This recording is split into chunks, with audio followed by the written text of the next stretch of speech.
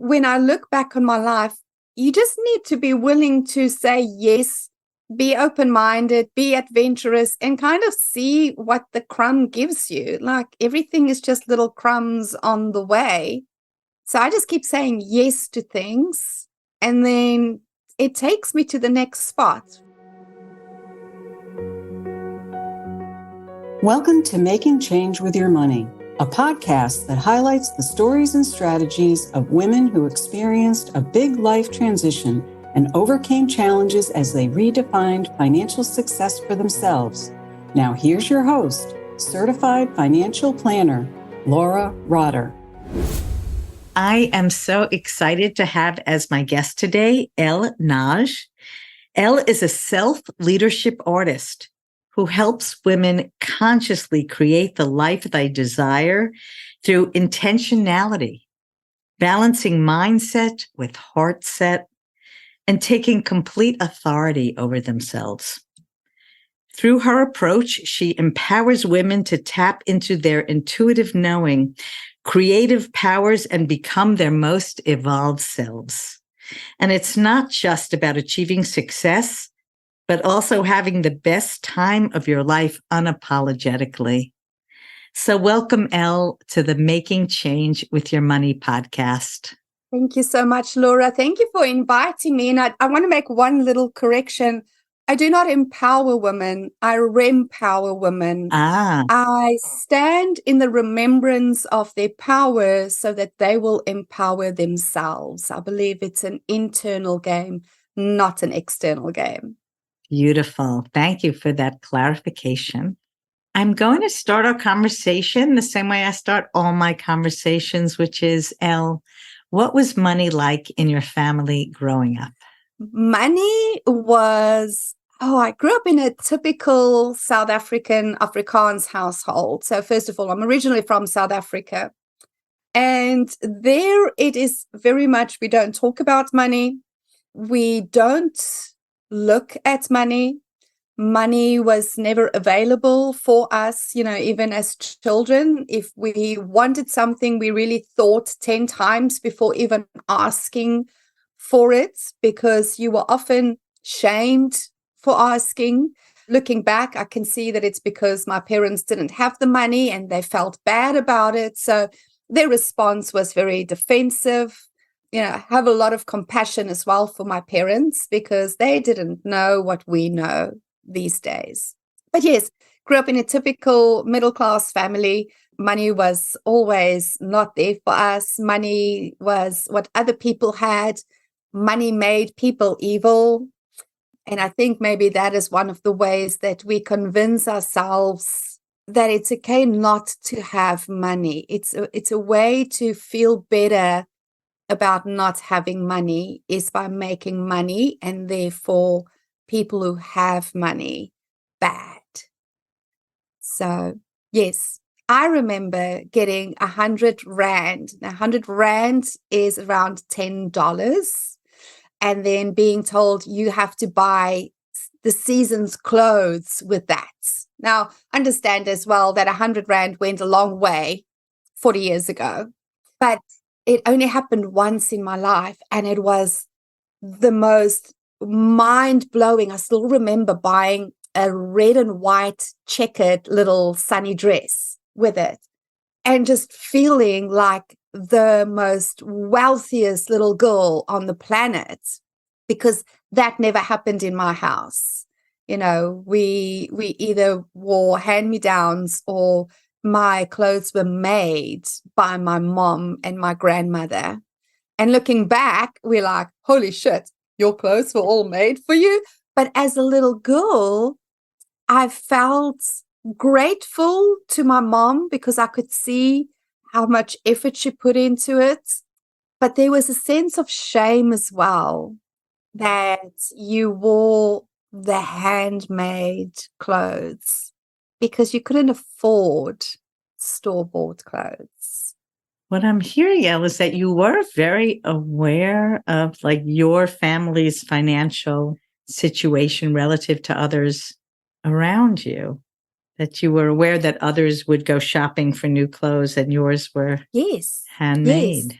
And instead of seeing it as a beautiful, unique wardrobe, you would see it as a mom used the last pieces of material to make one more garment by putting them all together. And yes, wow, you almost feel a little teary because looking back, the amount of effort my mom went through in being so creative to give me one more piece to wear. But as the little girl, I just wanted the labels. And I feel a little teary for the little girl. When we're younger, we want to fit in. We want to be like everyone else. It takes a certain level of maturity, which just isn't appropriate for that age, to be able to sympathize with your mom. Well, I think that life blessed me with the inability to fit in. I love it. We can say it was because of money, but the truth is I was born walking like a duck. Hence I eventually became a dancer, because if you can't beat them, use them, right? So I became a ballet dancer. Really? So I was always teased, even as a little girl, because I didn't walk like everybody else walked, and I didn't speak like other people speak, and I don't think like other people think, and I don't see the world like so I was always, from as long as I can remember on this planet, the odd one out. So I guess that the clothes and the money was just another life expression of being the odd one out. Interesting. So just for me to get a picture, do you have siblings? I do. I have a brother who's exactly a year older than me. And was he more typical, or did you feel in the family that even in your family structure, you were the odd one out? Oh, absolutely. Yeah, I didn't fit into the family. I used to often think that I was either swapped in the maternity ward or that the stork just dropped me off at the wrong house. And I used to think, really, stork? Like, what were you thinking? So no, in no way did I fit in to the family dynamics. Oh, now I'm so curious to hear. So, Elle, please share with our listeners. You said you were a dancer. What was the transition? When did you realize that you were called to be a dancer? Is that at a young age or after school? Please share your journey. I would always dance. Wherever I was, I would be that little girl dancing in the shops, in the lounge, in the garden. I just wanted to dance. And I remember growing up and my mom just being, oh my God, we have to get this child to walk with her feet straight. And she would make me walk up and down with a book balanced on my head, God. thinking that that would help me to turn my toes in. I remember her putting a string around my big toes so that, it would hurt if they pointed out. And so you would try but nothing worked. And then when I was about 6 years old, she said, okay, fine, just go and do ballet. And from the very first time that I touched the barre, it was just, oh my God, I'm home. Wow. It was the only place where I really felt, yes, this is where I'm meant to be, and was dance obsessed until I was 18. I was planning on going to study dance further at university overseas, and started the application process, and then smashed both my knees in a rehearsal kind of scenario, and my dance career was ended. And that was a huge blow for me. I was really lost after that. I didn't know what else I would ever want to do. And especially because it was my final term at school and I was getting ready to embark onto adult life straight after that, and ended up working in a banking institute, but in the back office. And life just changed after that. So this was in South Africa. In South Africa, did you go to university or college first, or you went straight to? I went straight to work, and I worked for 2 years and discovered that I wanted so much more out of life than doing an 8 to 5 job, and met a bunch of chartered accountants who came and did audits at the bank and thought, this is what I want to do. Oh my goodness, God. I want to be a chartered accountant. So my mother, who is an amazing woman, put me through university, and I went and studied chartered accountancy. Except after the first year, I thought to myself, what am I doing? This is so boring. I really don't care about economics and numbers and all the things. And I was partying more than studying. I was going more to, I would go to the university and not go to class. I would just go straight to what's called the kraal, which is where the food and the drinks are. And I would start drinking at like 9 o'clock in the morning because I was a student and life is good and life is a party. So I completed my first year and just said to my mom, Mommy, I think this is the wrong thing for me. I really can't see myself doing this. And sent me to one of the counselors there and did all the tests. And they said, no, you need to be doing psychology. So I was like, oh, okay, well, I love people. I think people are amazing. Why not? So I went and studied psychology instead, and then got blessed with suicidal depression along the line, and discovered that, well, actually, no, psychology is not for me after all, even though I was then had my honors degree in psychology and had worked as a counselor and done trauma counseling, because it was so stuck. I was like, oh my God, kill me now. Couldn't do therapy anymore. And remember sitting in my car one day after a therapy session and just going, God, I can't do this one more time. You have to show me another way. Like, I'm done with this. And on my way home, I drove past a kickboxing dojo. And I went in and I signed up and I stopped going to therapy. And within weeks, I was off medication. I was no longer depressed. And life took me on a whole new direction. So, yeah. It's so interesting, Elle, because the first thing that came up is when you decided to be a chartered accountant, right? This is a woman who's lived in her body, who rejoices in movement. What made you think that you would want to, like, what skills did you identify in yourself that made you think you wanted to be a chartered accountant? So this is the really cool thing about just saying yes to life, in my humble opinion. I loved their interaction with people. Now, just to fill you in, I gave a very high overview, but I worked in a bank, then went and studied chartered accountancy. Then, in order to help pay for my studies, I went into the restaurant industry, became a restaurant owner. I've sold canopies and tow bars. I've done recruitment. I had my own recruitment companies. Like, all of those things happened in between. And what I found was the one common denominator in everything that I did is that I genuinely care about people. I genuinely see greatness in people, and I genuinely love being with people. I am super free-flowing, but I'm also super organized. So when I look back on my life, you just need to be willing to say yes, be open-minded, be adventurous, and kind of see what the crumb gives you. Like, everything is just little crumbs on the way.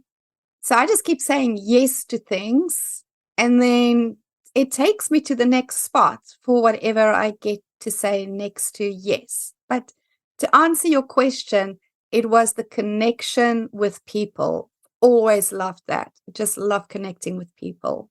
Thank you. I'm just smiling to myself because, of course, yes, you're wonderful. You're good with people. Become an accountant. That wouldn't be my first recommendation. I don't do research about things. So maybe that's the other missing piece in this conversation. So I didn't do research about what a chartered accountant is. I just look at the conversations I was having with these people and think, you're fascinating and interesting. Oh, this must be a really cool thing to do. So without understanding what chartered accountancy is, I just enrolled and did it. Didn't really understand what psychology is when I went and studied that. I thought psychology was the celebration of magnificence of people, not finding fault with them. So didn't know that. I became an Ironman without understanding what would be required of me in order for me to become an Ironman. I moved countries without doing research of the countries that I'm moving to or what it even entails to move to the countries. It's like, oh yeah, of course I'm moving there. Okay, let's make this happen. And it happens.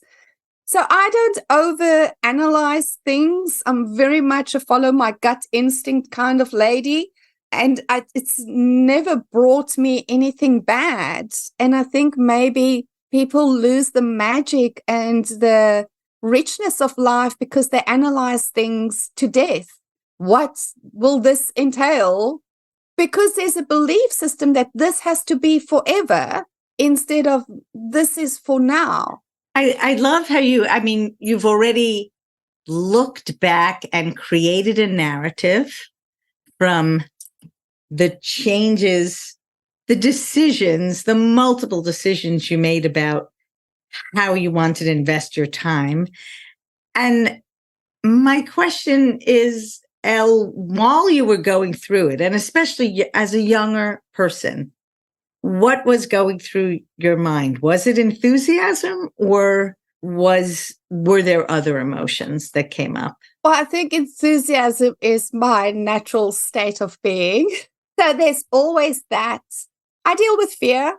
Like I have fear the same as other people have. I have a very different relationship with fear than most people have. And I think I process it a lot faster. My question is always, well, what's the worst thing that could happen? And following it down to death. Like whenever we go into fear and we follow what's the worst thing that could happen, and then what's the worst thing that could happen, and then what's the worst thing that could happen, it always comes to death. Like we're always afraid that we're going to die. Sky is going to fall in on our heads and we're going to die. And I've come to realize, well, we're going to die anyway. So I've made peace with death a long time ago. And I think that was one of the real blessings of the suicidal depression, is that understanding that, yes, death is inevitable. I'm going to die, but I choose to live. I choose to live. Every morning that I wake up, I have made a conscious choice to live another day. My being did not check out of the human. Like we are still playing on this planet together. So I guess I'm still wondering, you mentioned, which I can take at face value, that enthusiasm comes naturally to you. But you did have a period of time that you refer to as sort of suicidal. Can you talk about that? Like, where did that come from? I mean, how old were you? Are we talking about 18 or 28? Oh, in my 30s. No, in my 30s. In my 30s, young mother, had 2 babies, moved countries, was really struggling. When we moved countries, my youngest baby was only 6 weeks old. So I had a 2.5-year-old and a 6-week-old. We moved to a country where I had no support system, still had the hormones raging, kept going to doctors and going, oh, I'm not feeling like I'm not coping. And being told, well, you'll get through it. You just need to buckle along. And then waking up when I was 30 and going, who on earth am I? I have become somebody's mother. I have become somebody's wife. I know that I'm somebody's daughter. But who am I? I had completely lost my identity in marriage, in motherhood. And I really struggled with that. I struggled with that for a very, very long time because I felt that I had lost the confidence, take the bull by the horns, fun-loving, life-filled woman that I've always been, and become this very serious, oh my God, everything is dark and everything is hard and there's nobody to talk to. And And I just kept on going through the motions, suppressing who I am, suppressing my desires, suppressing me to fit into a little box that was required of me at the time. And I remember going to my mom once and going, Mommy, I'm not coping. Like, I think something's very wrong. I think I'm depressed. And my mom just said, women in our family don't get depressed. We are strong. And she didn't know, right? Again, I'm not judging my mom. Please don't judge my mom. She was doing the best that she knew how to do. And so I felt ashamed of my struggle and kept going deeper and deeper down the pit until I woke up one day and I was sitting on the bathroom floor with a box of sleeping pills and going, I don't think I want to see tomorrow. Like, I think I've had enough. I'm ready to check out. And then hearing my boys in the room next door and thinking, I don't want my kids to grow up thinking they did something wrong. And so I phoned up the local doctor. I've never met him before, went into his office and I said to him, if you don't help me today, I won't see my kids tomorrow. And so I was identified with suicidal depression, put on antidepressants, sent to therapy, and going through that. For me, absolutely painful process. Not bashing therapy for everybody. It works for some people. It does not work for everybody. And so I just want people to understand as well that if something isn't working for you, there's nothing wrong with you. It's just not right for you. And there are alternatives. Thank you for sharing that. It sounds like it was a difficult period of your life. So how soon after that did you discover physical activity could take you out, change your frame of mind? Well, it was the kickboxing, right? So when I asked for another way out and I was taken to the kickboxing dojo, I knew that there was a purpose for that. And just feeling how quickly I shifted was remarkable for me. And that's when I started going, whoa, there's more to this than meets the eye. And I actually went and did research and found energy healing. And I signed up for an energy healing course because I was like, wow, well, if therapy isn't the way for me and medication is not the way that I choose to heal, then let me explore energy healing. And the day that the course was supposed to start, I got a phone call from the institution and they said, we're so sorry to tell you this, but the course has been cancelled. We don't have enough people. Okay. And they said, but there is a life coaching course that's starting tonight. And it's the same investment as the energy healing. And I was like, what's life coaching? Now, this is 20 years ago in South Africa. I'd never heard of the term. It was not widely known at all. And the lady said, well, why don't you come and try it? And if you don't like it, we'll give you a full refund. But if you like it, we'll just transfer your details. And I went, and from the very first session, I fell in love with coaching. Everything is connected. Your mind is connected to your biology is connected to your energy body. And when we start understanding this interplay, we simply cannot sit still anymore because we want to experience the strength that is within all of us mentally, emotionally, physically, spiritually, universally, collectively, singularly. It's all this massive cosmic dance. And you have to start tapping into, what does it feel like when I move my body like this? What is the impact that has on my thoughts? How do I get to change this? How do I get to strengthen this? How do I get to flex this? How do I get to become more supple in my thinking? How do I use my body to do that? It's all connected.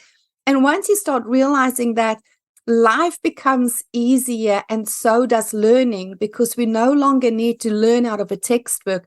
We learn by being really, really present in our lives, in our bodies, in our minds, and becoming the observer. You can learn everything that you need to know to be your most remarkable self by just being present in life instead of thinking somebody else has to teach you everything. Yes, so very true. So, Ella, as you describe these things, you're describing everything right now from a position of enthusiasm and strength. And often people who listen to this podcast are in a period of uncertainty as they go through a transition, go through a big life change. And, perhaps I'm projecting, but really get comfort from sensing that other people also went through a period of uncertainty and challenge. And so I'm trying to tap into that, at first an 18-year-old, a 30-year-old. When you did this coaching training, have you come to this realization on your own, or was it embodied in the training itself? I mean, trying to get a sense of the younger Elle and what was going on for her. You described the fact that you were in a non-supportive marriage. How did that change take place where you decided to liberate yourself from that situation? And how did you have strength to do it? I have a core belief that everything happens for me. I think we need to put that as the premise. Everything happens for me, for my personal evolution, and for my highest good. Even when what's happening for me at the moment smells of old socks. If you have that core belief, life changes. Because I think that we are all conditioned to believe that things are happening to us. Because I believe everything happens for me, I take a different perspective on life occurring than most people. I don't feel ever that, oh my God, this is horrible, oh, woe is me. I sit my sweet self down, and I think I always have, Laura. I don't think that this is something that I was taught. I have the ability to step back and go, wow, okay, why is this happening for me? What is that I'm supposed to be learning right now? Who is it that I get to become through this process? And sometimes it happens instantaneously, and sometimes it takes a long time. I don't put pressure on myself to rush through life anymore, because I understand there's no destination. It really is the journey. I was horrendously addicted to pain. I knew that I had a lot of emotional pain that I didn't want to deal with. So I became a competitive cyclist and forced my body into absurd physical pain. And I would sit on the bike and go, make this hurt more because I don't want to think. Make this hurt more because I don't want to deal. So please don't ever think that I am beyond or above, or that I do not have the full human experience. I absolutely do. But I've also come to understand that there is more gain without pain. Like, we don't need that narrative anymore. I also come to understand that if I just step back and look at things and ask myself different questions, I always find different answers. So I was in my marriage for, almost 20 years. We were married for 19 years before I left. And out of the 19 years were unhappy. So I have an extraordinarily high level of tolerance for pain. But I knew that I wanted to leave in love, because I saw what divorce in resentment did to my mom, and I didn't want to go through a divorce like that. So I knew that there must be a reason that I was in this marriage. There was something that I needed to learn. There was something that I needed to become. And I was committed to only leaving once I had figured that out. And once I could love him, I left him. And I had to first realize that I had to love myself, because until we can love ourselves, we are not operating on the frequency of love. Until we love ourselves unconditionally, we're on the frequency of fear. And so we can only conditionally love and conditionally feel loved.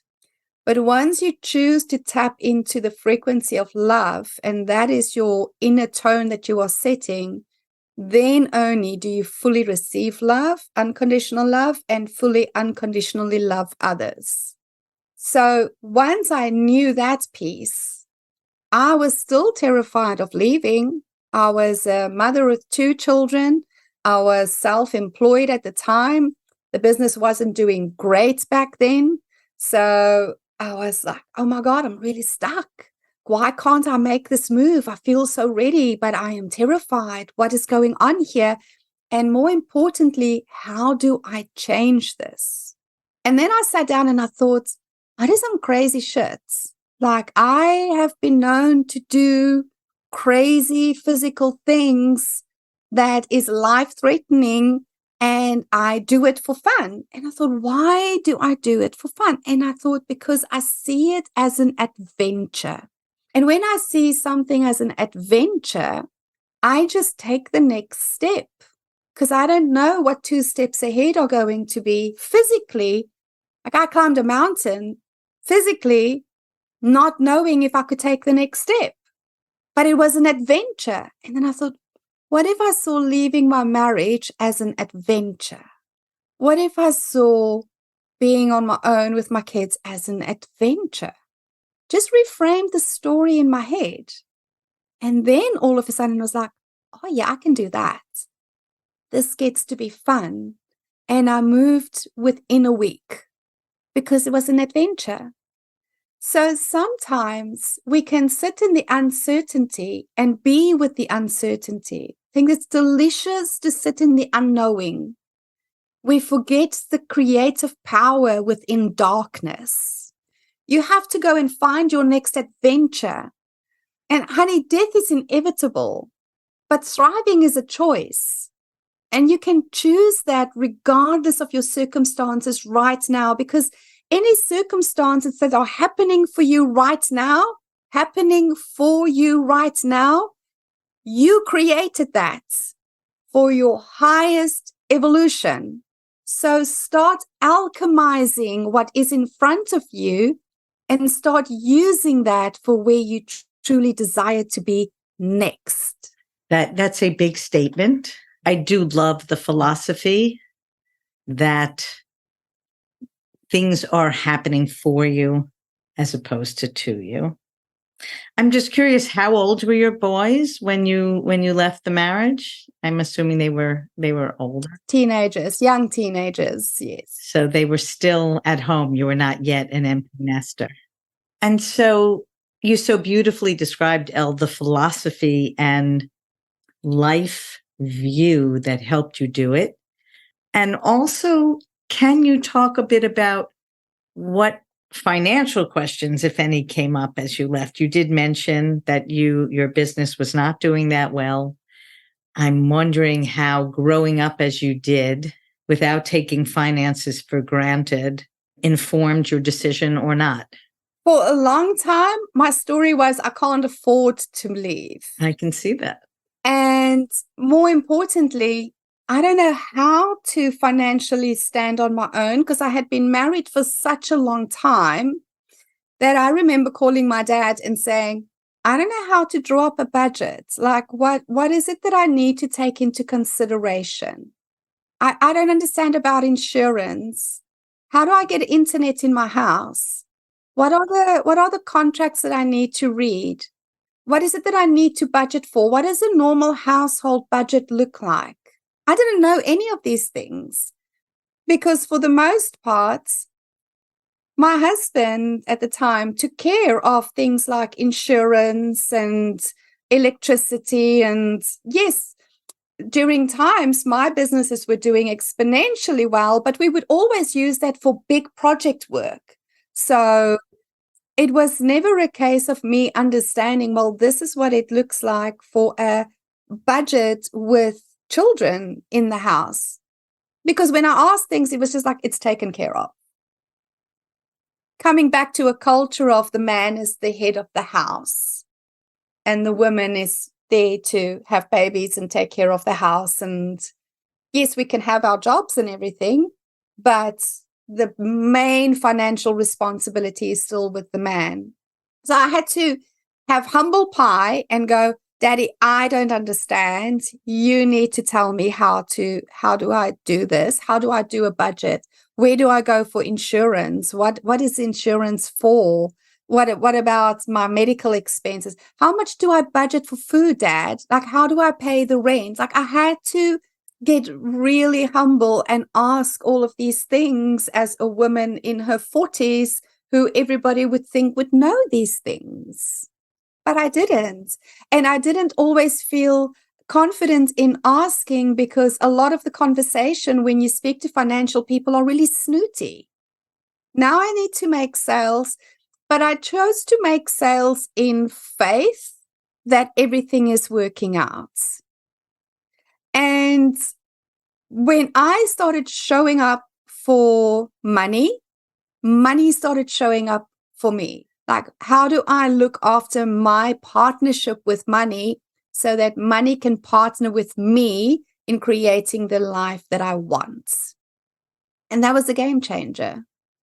I show up for money in that I give money somewhere to go. I have a purpose for money to be in my life.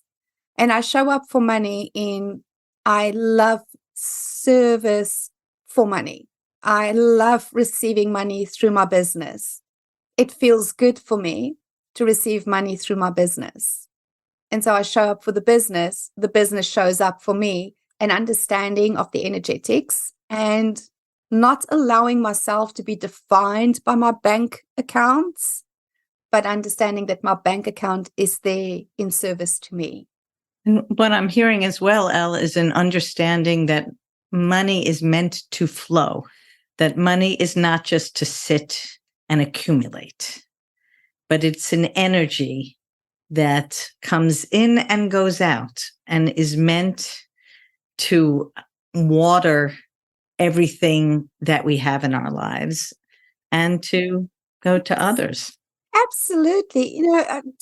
Every time that I buy something, I always listen to people who say, oh, things are so expensive.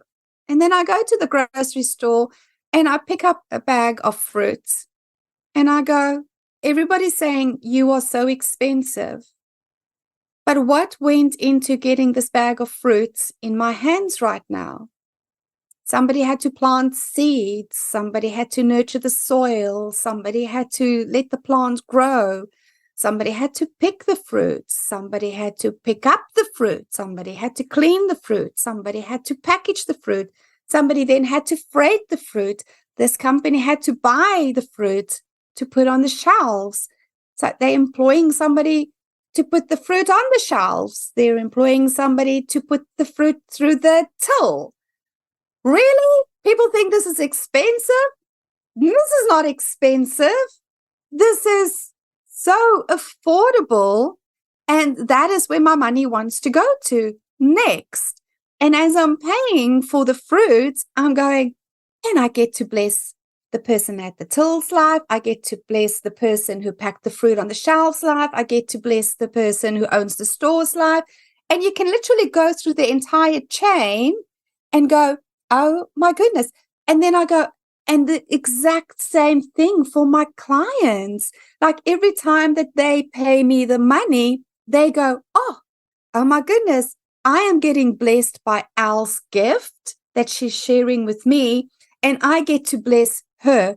So we are creating win-win-wins in this world, and money is just an easy way for us to do that. And when we can start taking it, don't think of it as money and just think of it as the energetic blessings that we get to receive and pass on. That's all it is. You're receiving an energetic blessing, and then you get to use that and multiply that by so many other lives that you get to bless.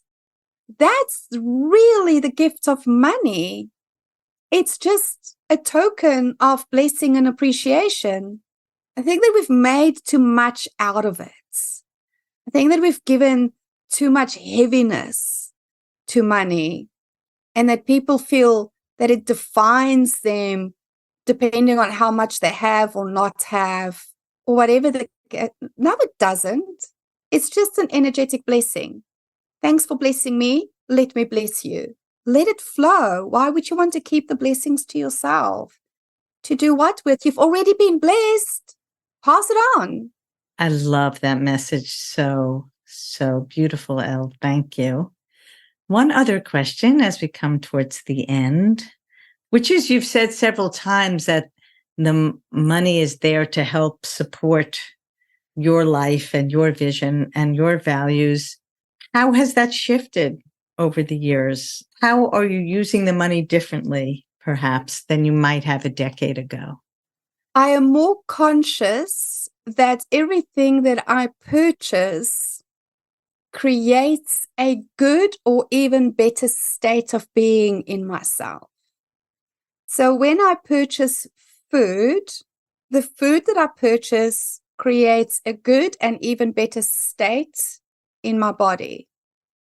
When I purchase clothes, it creates a good and even better state in how I feel and play with my body and expressing myself in fashion. I no longer experience money as surviving. I experience money as just a beautiful flow for thriving. Oh, thank you. It sounds like there was a time when you did feel like you just needed money to survive, and that has shifted for you. I think that most of us are blessed with a life experience where we go through a survival mindset. I think it's part of the consciousness evolution at the moment because we are coming out of that scarcity consciousness. We're coming out of survival consciousness. It's why we're seeing more and more self-made conscious millionaires now than ever before, because we're shifting from a scarcity to an abundant mind state. So when you can just start becoming aware of what are my judgments against money. Is it the root of all evil? Is it easier for the rich man to go through the needle camel? I don't know. I can't remember the exact phrase, but I remember that was something that my mom used to say a lot. You know, that made rich people bad somehow, that they were not deserving of heaven, that they weren't going to go to heaven because they are rich. Like, you have to just become aware of all these things and then compassionately ask yourself, is that what I want to continue to believe? Or what is the new story that I want to weave into my consciousness to form a new belief system from which to start living?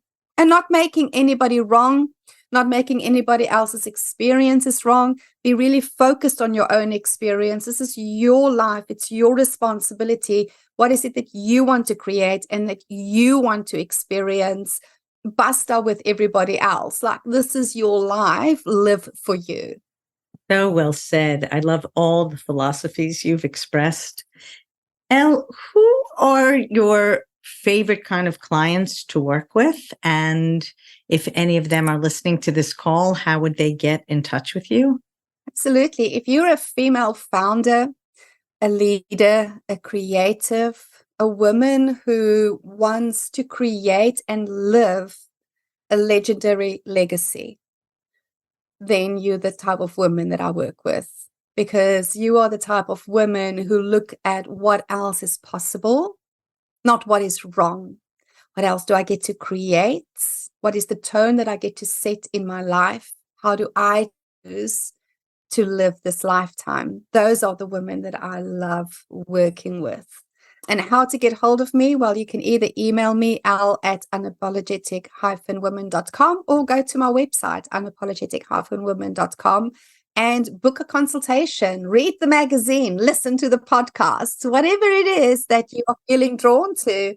That's probably the best place to find me. Oh, thank you. And is there anything else that you'd like to say before we end our conversation? We are more powerful than what we ever give ourselves credit for, and we are more worthy than we are ever led to believe. When we start understanding that we are a human being, you are a human and you are a consciousness being creating through your human experience, and that the universe, life itself, is throbbing with delicious potential for you to create, to experience. Like, nothing brings the universe greater joy than when a woman says full body yes to herself and allow everything else to be a no. When you start remembering that, when you allow yourself to have a delectable life experience, like, even the dark times will not feel heavy or painful for you. When you remember who you are, life becomes magical. And don't you just want to have a magical life? Thank you so much. This has been such an inspiring conversation.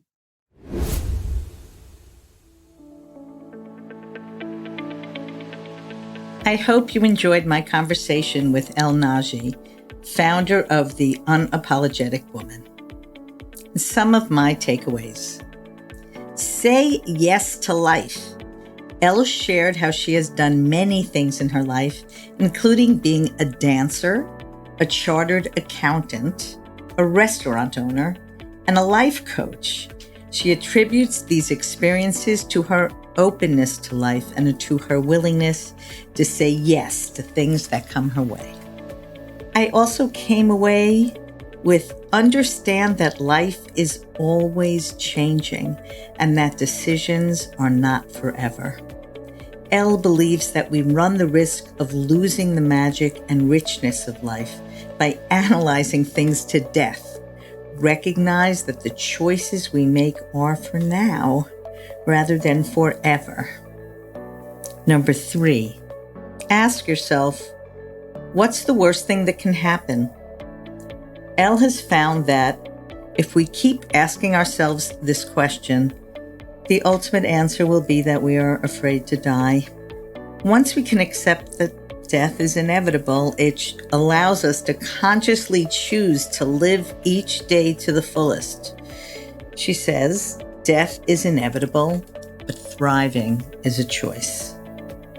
And then finally, when going through a challenging period, rather than choosing to be a victim, Elle finds it can help to reframe and ask yourself, what is this coming to teach me? What can I learn from this? Who is it that I get to become through this process? Are you enjoying this